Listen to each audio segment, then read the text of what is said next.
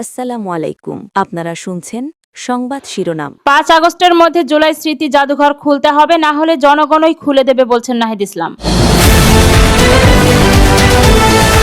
ফ্যাসিস্টদের অবশিষ্ট অংশ এখনো সক্রিয়, জুলাই চেতনা বাঁচিয়ে রাখতে হবে বলছেন রিজভী। জনাব খামেনির জানাজায় অংশ নিতে ইরান যাচ্ছেন নাসিরুদ্দিন পাটোয়ারি। সর্বশেষ থাকছে অপরিকল্পিত অস্বচ্ছ আখ্যা দিয়ে বাজেটের বিপক্ষে ভোট বিরোধী দলের। শুনছিলেন সংবাদ শিরোনাম, এখন থাকছে বিস্তারিত। ৫ আগস্টের মধ্যে জুলাই স্মৃতি জাদুঘর খুলতে হবে, না হলে জনগণই খুলে দেবে বলছেন নাহিদ ইসলাম। ৫ আগস্টের মধ্যে জুলাই স্মৃতি জাদুঘর জনসাধারণের জন্য খুলে দেওয়ার দাবি জানিয়েছেন জাতীয় নাগরিক পার্টির আহ্বায়ক নাহিদ ইসলাম। তিনি বলেছেন, নির্ধারিত সময়ের মধ্যে জাদুঘর চালু না হলে জনগণ নিজেরাই তা খুলে প্রবেশ করবে। বুধবার ১ জুলাই রাজধানীর রায়ের বাজারে ২৪-এর গণ অভ্যুত্থানে শহীদদের গণকবর জিয়ারত শেষে সাংবাদিকদের সঙ্গে আলাপকালে এসব কথা বলেন এনসিপির আহ্বায়ক নাহিদ ইসলাম। তিনি বলেন, জুলাই গণ অভ্যুত্থান সংশ্লিষ্ট স্মৃতি সংরক্ষণে সরকারকে দ্রুত পদক্ষেপ নিতে হবে। ৫ আগস্টের মধ্যে জুলাই স্মৃতি জাদুঘর উদ্বোধন না করা হলে জনগণ নিজেরাই সেটি খুলে প্রবেশ করবে বলে হুঁশিয়ারি দেন তিনি। জুলাই হত্যাকাণ্ডের বিচার প্রসঙ্গে নাহিদ ইসলাম বলেন, মামলাগুলোর তদন্ত ও বিচার কাজ ধীর গতিতে চলছে। এ প্রক্রিয়া আরও দ্রুত সম্পন্ন করতে হবে। একই সঙ্গে ওসমান হাদির হত্যাকাণ্ডের জড়িতদের দেশে ফিরিয়ে এনে বিচারের আওতায় আনার দাবি জানান। তিনি আরও বলেন, সাবেক প্রধানমন্ত্রী শেখ হাসিনাকে দেশে ফিরিয়ে এনে তার বিরুদ্ধে ঘোষিত মামলার বিচার সম্পন্ন করে ফাঁসির রায় কার্যকর করা উচিত। হাসানুল হক ইনু প্রসঙ্গ টেনে এনসিপির আহ্বায়ক বলেন, আওয়ামী লীগ সভাপতি শেখ হাসিনার অন্যতম সহযোগী ছিলেন ইনু।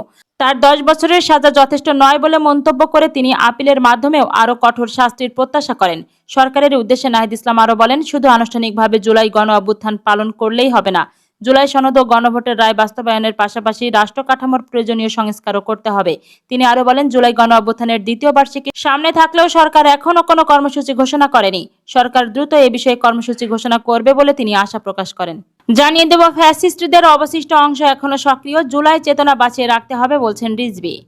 পরাজিত ফ্যাসিস্ট শক্তির অবশিষ্ট অংশ এখনো সক্রিয় রয়েছে বলে মন্তব্য করেছেন বিএনপির সিনিয়র যুগ্ম মহাসচিব রুহুল কবির রিজভী। তিনি বলেন, তাদের প্রতিহত করতে জুলাই গণ অভ্যুত্থানের চেতনা ও আদর্শকে জীবিত রাখতে হবে। মঙ্গলবার ১ জুলাই রাত ১২টায় জুলাই গণ অভ্যুত্থানের দ্বিতীয় বর্ষপঞ্জির প্রথম প্রহরে কেন্দ্রীয় শহীদ মিনারে ছাত্রদলের আয়োজিত আলোয় আলোয় স্মৃতি সমুজ্জ্বল শীর্ষক মোমবাতি প্রজ্বলন কর্মসূচিতে প্রধান অতিথির বক্তব্যে সব কথা বলেন বিএনপির সিনিয়র যুগ্ম মহাসচিব রুহুল কবির রিজভী। তিনি বলেন, পরাজিত ফ্যাসিস্টদের অবশিষ্ট অংশ এখনো রয়ে গেছে। তাদের প্রতিহত করতে হলে জুলাই গণ অভ্যুত্থানের চেতনাকে বাঁচিয়ে রাখতে হবে। একই সঙ্গে অন্যায় ও স্বৈরাচারের বিরুদ্ধে আগামীতেও একই ধরনের অবস্থান ধরে রাখার আহ্বান জানান তিনি। রিজভী বলেন, ছাত্রদলের দীর্ঘদিনের ধারাবাহিক আন্দোলন সংগ্রামেরই বহিঃপ্রকাশ ছিল জুলাই গণ অভ্যুত্থান। ভবিষ্যতেও গণতন্ত্র ও জনগণের অধিকার প্রতিষ্ঠার আন্দোলনে ছাত্রদলকে অগ্রণী ভূমিকা রাখতে হবে।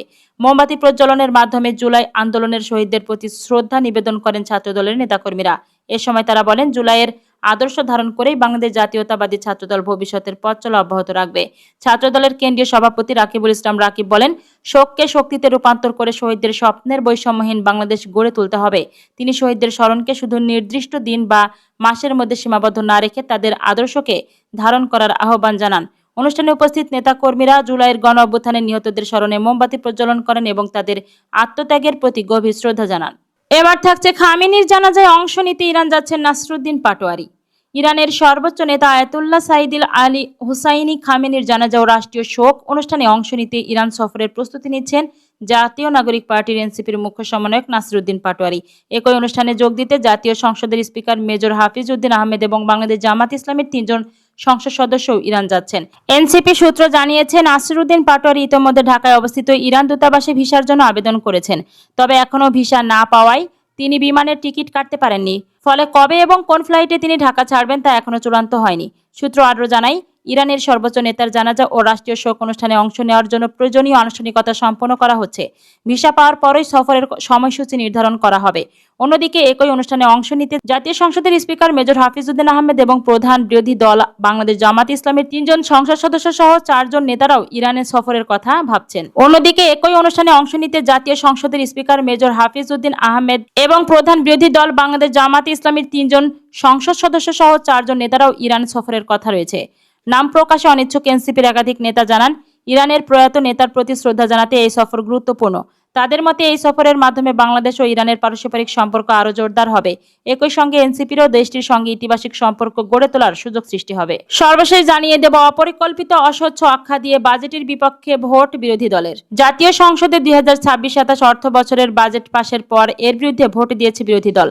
তারা বাজেটটিকে অপরিকল্পিত, অস্বচ্ছ ও অবাস্তবায়নযোগ্য বলে অভিহিত করেছে।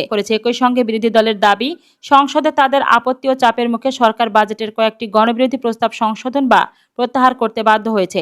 মঙ্গলবার 30 জুন বাজেট পাশের পর সংসদ ভবন চত্বরে সাংবাদিকদের ব্রিফিংয়ে এ প্রতিক্রিয়া জানান বিরোধী দলের মুখপাত্র ও জামাত ইসলামীর সংসদ সদস্য নজিবুর রহমান। তিনি বলেন, আমরা বাজেটে না ভোট দিয়েছি, কারণ এক কথায় বলতে গেলে এই বাজেটটি অপরিকল্পিত, অস্বচ্ছ এবং অবাস্তবায়নযোগ্য। বিরোধী দলের ভাষ্য, তাদের গঠনমূলক অবস্থানের ফলে বাজেটের কয়েকটি প্রস্তাবে পরিবর্তন এসেছে। তাদের দাবি অনুযায়ী মুদি দোকানের উপর আরোপিত কর প্রত্যাহার করা হয়েছে, আবাসন খাতে কালো টাকা সাদা করার সুযোগ বাতিল করা হয়েছে, ব্যাংক রেজুলেশন আইনের একটি বিতর্কিত বিধান বাদ দেওয়ার ঘোষণা এসেছে এবং করমুক্ত আয়সীমা বাড়িয়ে 4 লাখ টাকা করা হয়েছে।